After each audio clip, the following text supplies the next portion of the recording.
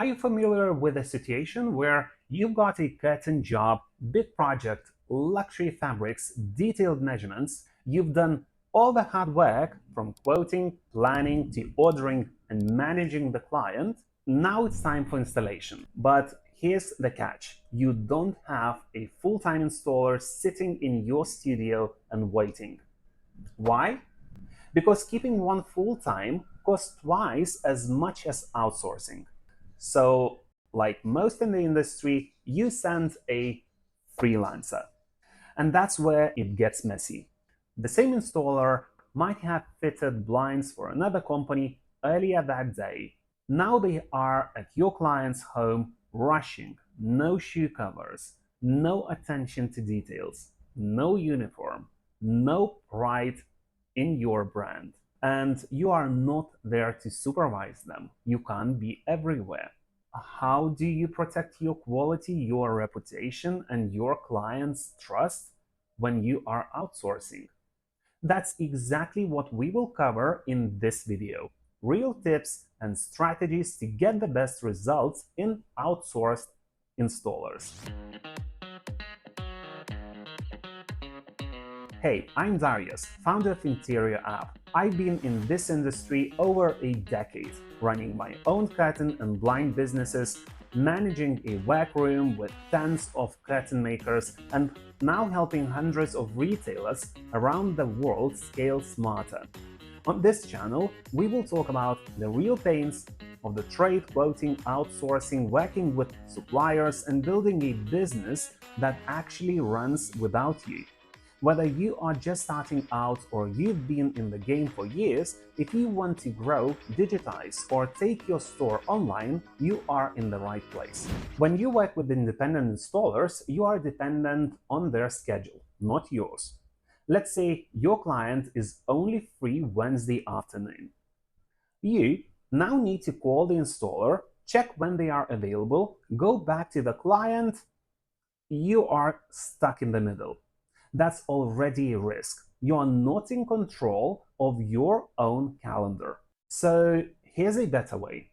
Create shared calendar access, set up Google Calendar or Interior App for this. Let your installers mark when they are available. Create a time slot for them. Train them to update it. That way, you, your team, and your clients always knows what's possible and what's not, without constant back and forth. You also might want to give installers the job of calling the client to agree on time. Yes, it saves time, but it only works if your installer can represent your brand properly. Before you ever let them speak to a client, please make sure they know your standards.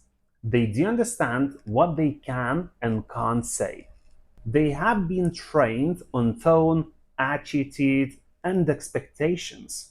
Because if they are casual, negative, or confusing, it reflects badly on your company. One bad conversation can undo all the work you've done. If the installer is late, cancels, or says the wrong thing, you'll be the one calling the client to apologize.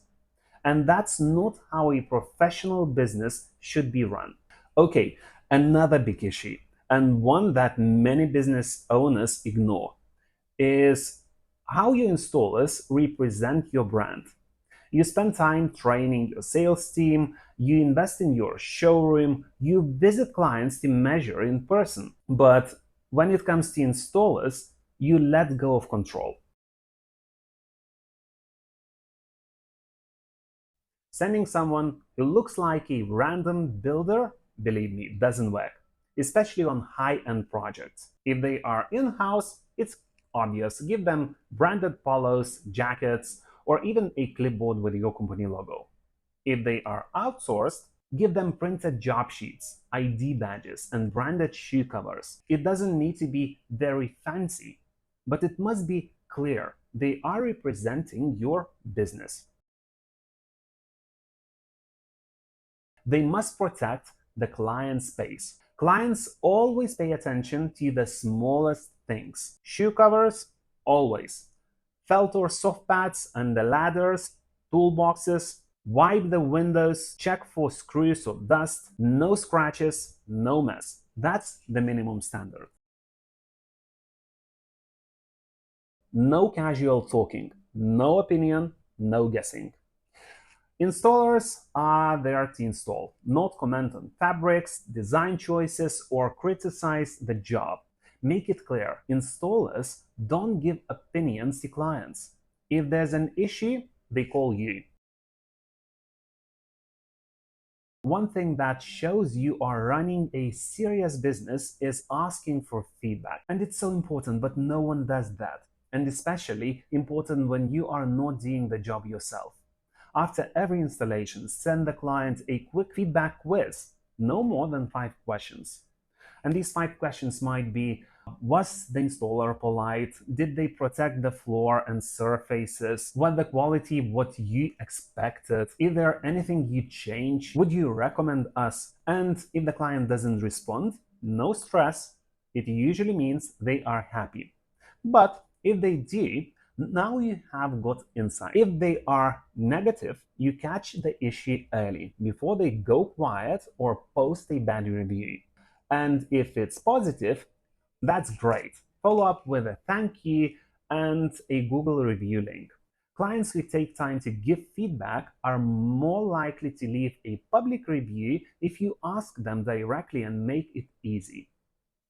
Either way, you learn and improve and strengthen your brand, obviously. Look, if you are planning to grow your business, you can't manage everything yourself forever, but you can put simple systems in place to protect your brand, your reputation, and your peace of mind. The most successful curtain and blind businesses don't just sell products, they deliver a smooth, reliable experience. And installers play a key role in that. If you found this video helpful, feel free to subscribe to the channel. We'll be sharing more practical tips on managing fittings, quoting, suppliers, and building a smarter, more modern business. And if you are currently looking for a quoting system like Interior app to price and manage curtains, blinds, and wall coverings, we'd be happy to help. Or if you'd like to move your local business online and start selling bespoke curtains and blinds through your own e-commerce store,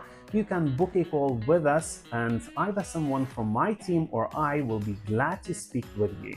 Thanks for watching, and see you in the next video.